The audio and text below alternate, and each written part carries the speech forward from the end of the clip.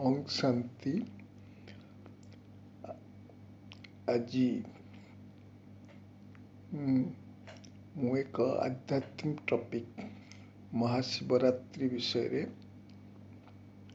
आपण मानक आगे उपस्थापन करने जाऊँगी।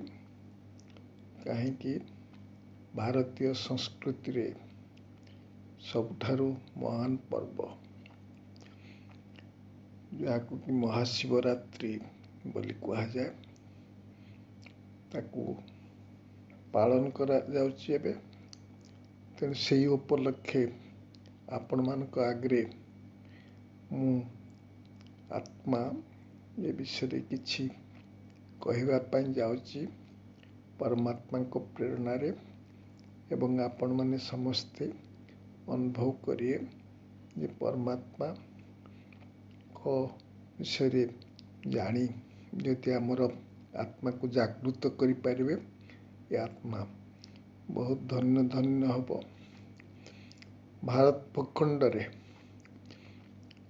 एक महान पर्व शिवरात्रि आपण माने जानिचंती गीतारे अच्छी यदा यदा हि धर्मस्य ग्लानिर्भवति भारत अभ्युत्थान मधर्मस्य तदात्मानं सृजाम्यहं परित्राणाय साधूनां विनाशाय दुष्कृतां धर्म संस्थापनार्थाय संभवामि युगे युगे। तेणु यही समय वर्तमान आसी धर्म ग्लानि धर्म भ्रष्टाचारी पतित मनुष्य बनी जाइछि।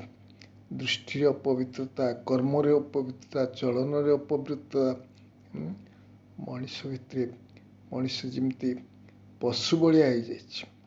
तेणु यही अधर्म बेले परमात्मा भारत रे अवतरण करचंती यार यादगार आमे शिवरात्रि पालन करचु। आपण माने जानिथिबे शिव परमात्मा जी सृष्टि रचयिता, जे सद्गति दाता, जे पतित पावन आ से आत्मा मानकर पिता, से समस्तंकर माता पिता, तांकर कई माता पिता नांती, से सर्वोपरि सर्वशक्तिवान अटंती एवं सारा दुनिया को पतितरु पावन बनाए पाए परमात्मा यही समय विश्व रे अवतरण करचंती। कहीं ना परमात्मा ये महान कर्म यार यादगार मनुष्य पतित मनुष्य को पावन बनैवा, दुखी अशांत आत्मा को सुख दवा, ये एक परमात्मा करिपारिबे। कौन सी मनुष्यर कैपेसिटी नहीं जे कौन सी सृष्टि को परिवर्तन करिपारिबे। आपण माने देखंतु महात्मा गांधी मध्य चाहिए राम राज्य स्थापन करने मात्र पार नथिले। कहीं मनुष्य कौन सी प्रकार पतित दुनिया को पावन निजे तो पतित दुनिया को पावन किए बने हाथ बंधा होते अन्यर हाथ आपन खोली पारे किंतु परमात्मा आत्मार पिता से बंधन मुक्त तांकर कौन सी शरीर ना सी सर्वशक्तिवान अटंती सृष्टि रचयिता अटंती।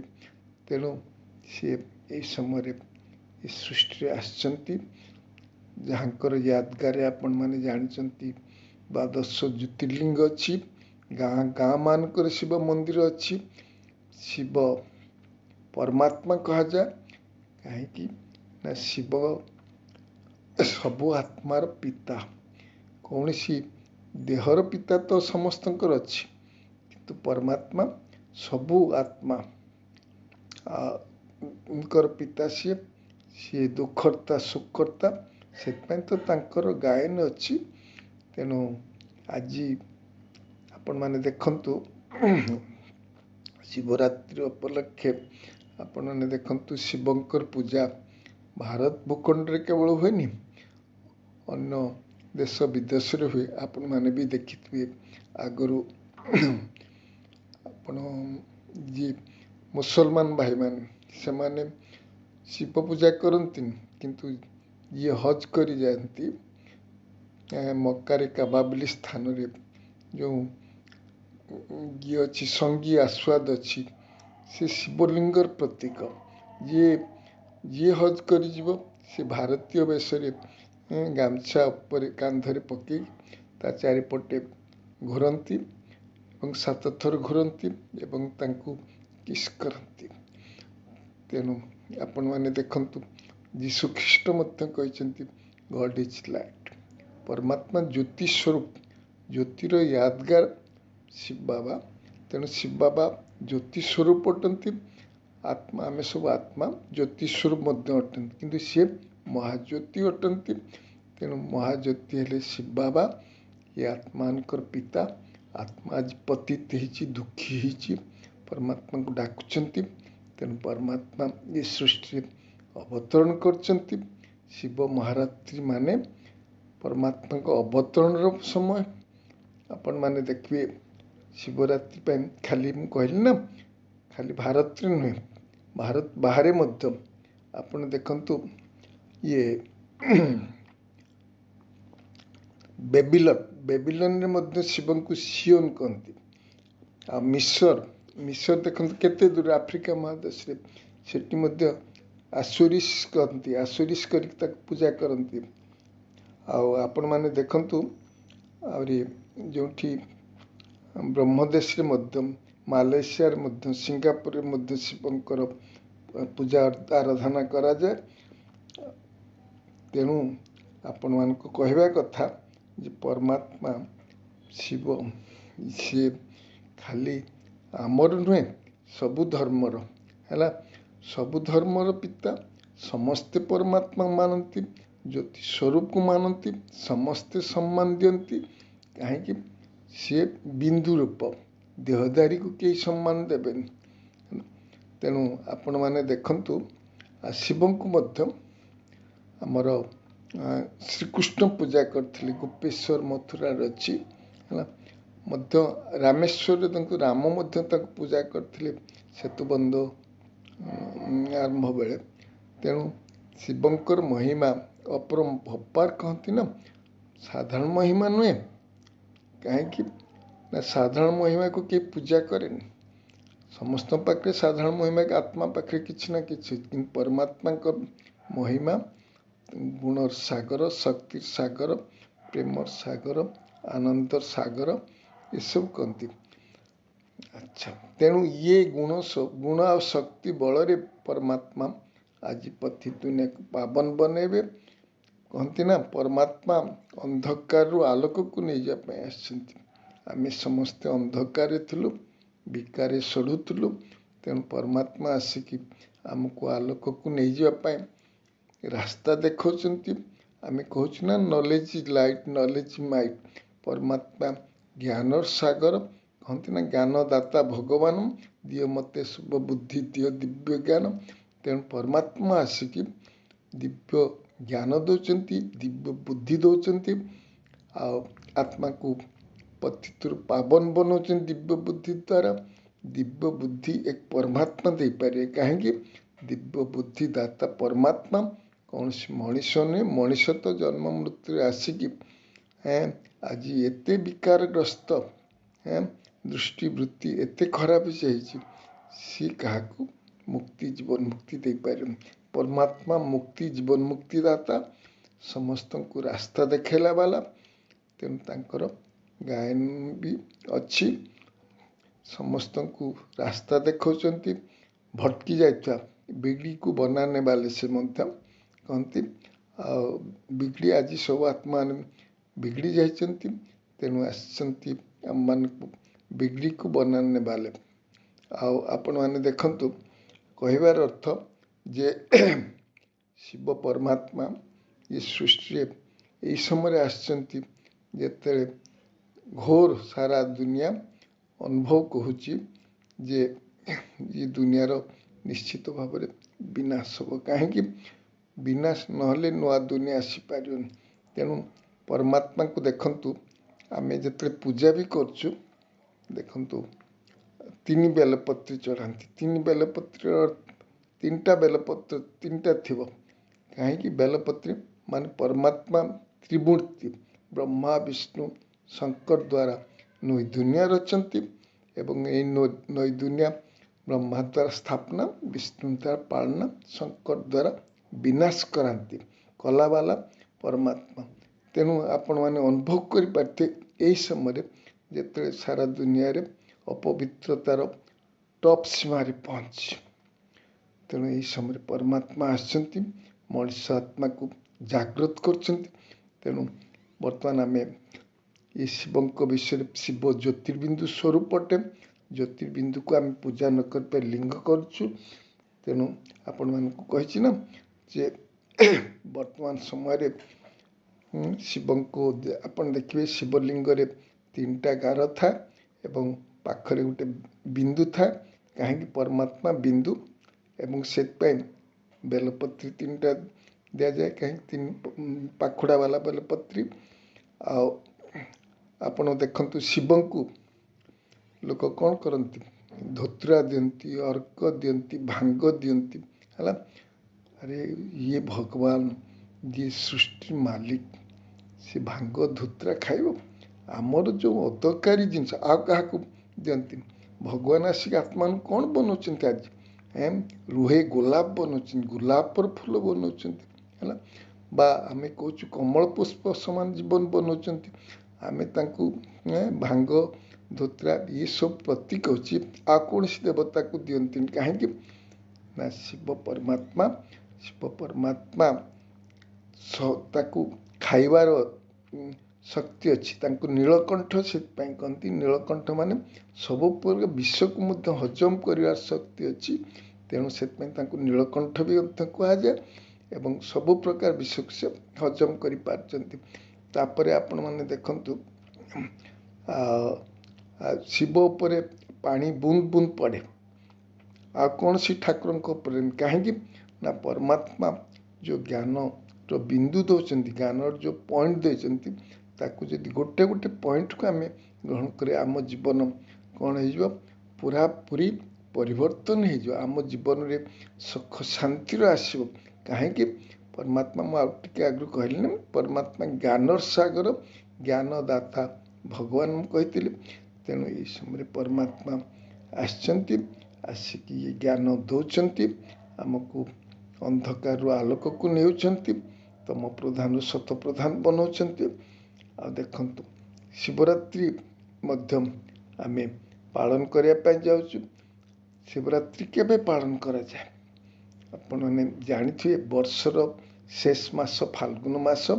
ଫାଲ୍ଗୁନ ମାସ ପୁଣି କୃଷ୍ଣ ପକ୍ଷର ଚତୁର୍ଦ୍ଦଶୀ, କୃଷ୍ଣ ପକ୍ଷ ପୁଣି ଚତୁର୍ଦ୍ଦଶୀ ଦିନ ଶିବଙ୍କର ଶିବରାତ୍ରି ପାଳନ କରାଯାଏ। ଏହାର ଅର୍ଥ ଯେତେବେଳେ ସୃଷ୍ଟି ଏକଦମ ତମ ପ୍ରଧାନ ଅବସ୍ଥାକୁ ଆସିଯାଏ, ହେଲା, ପୁରା ଅମାବସ୍ୟା ହେବାର କିଛି ସମୟ ପୂର୍ବରୁ ପରମାତ୍ମା ସୃଷ୍ଟିକୁ ଆସନ୍ତି। ଆସିକି କ'ଣ କରିଛନ୍ତି? ସେଥିପାଇଁ ଚତୁର୍ଦ୍ଦଶୀ କୁହାଯାଏ, ଅମାବସ୍ୟା ପୂର୍ବ ଦିନ। କାହିଁକି? କିଛି ବର୍ଷ ପୂର୍ବରୁ ଆସିକି ସେ ଆମମାନଙ୍କୁ ପଢ଼ାଉଛନ୍ତି, ଶିକ୍ଷା ଦେଉଛନ୍ତି ଏବଂ ଆମକୁ ଆଲୋକକୁ ଆଣୁଛନ୍ତି। ସେଥିପାଇଁ ତାଙ୍କର ଇଏ ଗାୟନ ଅଛି। ଆମେ ସମସ୍ତେ ଜାଣିଛୁ ଯେ ଶିବ ବାବା ସବୁ ଆତ୍ମାମାନଙ୍କ ପିତା ଅଟନ୍ତି। ଆଉ ସିଏ ଏହି ସମୟରେ କ'ଣ କରିଛନ୍ତି? ଆମ ପାଖକୁ ଆସିଛନ୍ତି, ଆମମାନଙ୍କୁ ରାସ୍ତା ଦେଖାଉଛନ୍ତି। ଆଉ ଆମକୁ କ'ଣ କରୁଛନ୍ତି? ଦେବତାରୁ ଆମେ ଦେଖନ୍ତୁ, ଶିବଙ୍କୁ କହନ୍ତି ବ୍ରହ୍ମା ଦେବତାୟ ନମ, ବିଷ୍ଣୁ ଦେବତାୟ ନମ, କିନ୍ତୁ ଶିବଙ୍କୁ ଶିବ ପରମାତ୍ମାୟ ନମ ବା ଶିବାୟ ନମ କହନ୍ତି। କାହିଁକି? ଶିବ ହେଉଛନ୍ତି ପରମାତ୍ମା, ବ୍ରହ୍ମା ବିଷ୍ଣୁ ଶଙ୍କର ଏମାନେ ବି ଦେବତା। ଆଉ ତାଙ୍କୁ ମହାଦେବ କହନ୍ତି। ସବୁ ଦେବମାନଙ୍କର ଦେବ ମହାଦେବ ମଧ୍ୟ କହନ୍ତି। ତେଣୁ ଏ ଶିବ ରାତ୍ରି ପାଳନର ଦିନ ଯେତେବେଳେ ଘୋର ଅନ୍ଧକାର, ବର୍ତ୍ତମାନ ତ ସାରା ଦୁନିଆ ରାତ୍ରି ପାଲଟି ଯାଇଛି, କିନ୍ତୁ ଇଏ ମହାରାତ୍ରି ଯେତେବେଳେ ଅତି ରାତ୍ରି ମାନେ ରାତ୍ରିରେ ଯେତେ ଦୁଷ୍କର୍ମ କରାଯାଏ, ଚୋରି, ଭ୍ରଷ୍ଟାଚାରୀ, ଦଗାବାଜ ସବୁ ରାତ୍ରିରେ ହୁଏ। ତେଣୁ ରାତ୍ରିକୁ ଦିନ ବନେଇବା ପାଇଁ ପରମାତ୍ମା କିଛି ସମୟ ପୂର୍ବରୁ ଆସିଛନ୍ତି। ଆପଣମାନେ ଦେଖିବେ ଶିବରାତ୍ରି ଦିନ ବହୁତ ଲୋକ କ'ଣ କରନ୍ତି? ଜାଗରଣ କରନ୍ତି, ଉପବାସ କରନ୍ତି, ବ୍ରତ ରଖନ୍ତି। तार अर्थ कौन आपण जागरण करती कहीं ना भगवान आसबे सुख शांति देवे एक्चुअली आम जागरण करार अर्थ भगवान तो निश्चय आमको सुख शांति दवापाई आसछंती सुख शांति को तो ग्रहण करिवार भी शक्ति आमर थिबार अछि तेणु आम जागरण कले आमर आत्मार दीपक को जगेले आम शिवरात्रि आपण देखते दीपक समस्ते जलांती आ गोटे बड़ महादीप जिते उठे शिवरात्रि कहती ना परमात्मा सबुठारु बड़ दीप सबुठारु बड़ आत्मा जिते सृष्टि को आसछंती अंधकार को आलोक को नेउचंती आम समस्त आत्मार ज्योति जगी उठी ज्योति जागिला माने आम कौन सी खराब काम करबुनी जदि खराब काम कलु माने आम कौन करिया आम दुखरे पड़ू कहार ज्योति जिते लिभिउछि आपण देखंतु कहती ना अशुभ मना जाए कहीं ना आम आम भितर शक्ति ना आमर आत्मार दीपक को जलायर शक्ति ना तेणु तो से परमात्मा आसछंती आमको शक्ति देकी रास्ता बतैवाई आसछंती आम सी शक्ति सागर सर्वशक्तिमान जदि आम ठार शक्ति नबु एवं शक्ति नहीं कि ग्रहण करूँ निज जीवन में धारण करूँ आम शिवरात्रि यथार्थ महत्व अनुभव करें शिवरात्रि माने आम समस्ते निज जीवन को आलोक दुनिया को नबु जो विकर्म आदु रही आ शिवंकर आपण जानती गोटे ना अच्छी कामारी जिते शिव मदन को अनेदेले से भस्मुत है तेणु शिवंकर राज्य विकार रही विकार आत्मा सत्य जुग जुनी आज जमी घरे घरे बाबा जमी कहते सारा दुनिया आज बेश्यालय पाल्टी जाए बेश्यालय अर्थात घरे विकार चलती ये विकार आज हमको रसातल को नहीं परमात्मा आसिकी हमको ये विकार रक्षा कर जीवन को जिते रोग दुखर कारण होची विकार तेणु परमात्मा आसिकी हमको ये रोग शोक दुखर रक्षा करमको आलोक को रास्ता को नहीं जाऊँच आम जदि परमात्मा को शिक्षा को ग्रहण करवा निज जीवन में धारण करवा निश्चित भाव आम अंधकार आलोक को जापर एवं परमात्मा को शिक्षा को निज जीवन में धारण कर आम बहुत भाग्यवान हो पार तेणु शिवरात्रि को आम खाली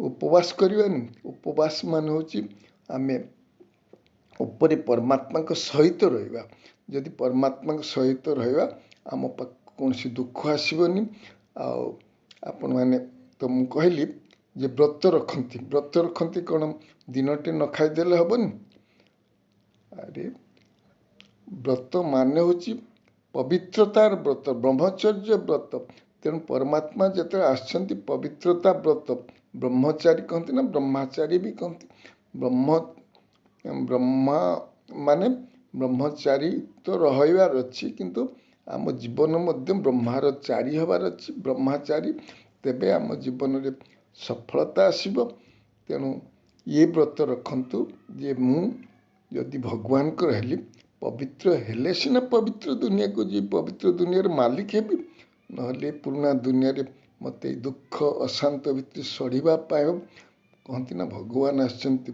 कंटार दुनिया को फूलर बगीचा बनैबा तेणु फूलर बगीचा केते हम आम भितर जी कंटा जीव कंटा हूँ 5 विकार जी आज सारा दुनिया को शासन करें जापारनु आम जमी आपण मैंने देखिथे जे मनीष निजर रक्त को कौन करजे खाऊँ विकार निजे जाऊँगी निजे निजक निजे तली तंता कली दूची तथापि बुझीपारना जे विकार जोगु ही ये सब आम भितर तेणु आज ये महाशिवरात्रि उपलक्षे सबु भाई भौणी मान को कहबार उद्देश्य जे आपण मानकर ये आपण मैंने सब जागृत हूँ सदा जागृत हूँ खुद परमात्मा जिते सृष्टि आसछंती आमको दिव्य दृष्टि दौरान दिव्य बुद्धि दौरान पवित्रता व्रत को धारण करने कहते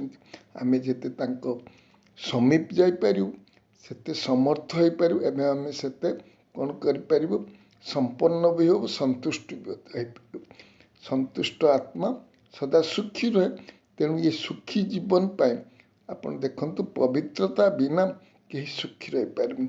ତେଣୁ ଶିବଙ୍କ ବସେ ଆପଣ ଦିନେ ବ୍ରତ କଲେ ଦିନେ ଉପବାସ କଲେ କିନ୍ତୁ ବାବା କହୁଛନ୍ତି ପରମାତ୍ମା ଶିବ ବାବା କହୁଛନ୍ତି ଯେ ତୁମେ ପିଲାମାନେ ଏବେଠାରୁ ପବିତ୍ରତା ବ୍ରତକୁ ନିଜ ଜୀବନରେ ଧାରଣ କର। ଧାରଣ କଲେ ଯାଇକି ଆମମାନେ ସେଇ ସୁଖ ଶାନ୍ତି ଦୁନିଆ ପବିତ୍ର ଦୁନିଆକୁ ଯାଇପାରିବୁ, ନହେଲେ ଯାଇପାରିବୁନି। ପବିତ୍ରତାର ବ୍ରତ ମାନେ ମନ ବଚନ କର୍ମ ସ୍ୱପ୍ନରେ ମଧ୍ୟ ଅପବିତ୍ରତାର ହେଲା ଦୃଷ୍ଟି ବୃତ୍ତିରେ ମଧ୍ୟ ଅପବିତ୍ରତାର ଅଂଶ ବଂଶ ରହିବନି। ଯଦି ଅପବିତ୍ରତାର ଅଂଶ ବଂଶ ରହିବ ଆମେ ଦେବତା କେମିତି ଦେବତାକୁ ଆପଣ ପୂଜା କରନ୍ତି, କାହିଁକି ପୂଜା କରନ୍ତି ନା ସେମାନେ ପବିତ୍ର। ତେଣୁ ପରମାତ୍ମା ଆମକୁ ପବିତ୍ର ବନେଇବା ପାଇଁ ଆସିଛନ୍ତି, ପବିତ୍ରତା ଧାରଣା କରିବା ପାଇଁ କହୁଛନ୍ତି।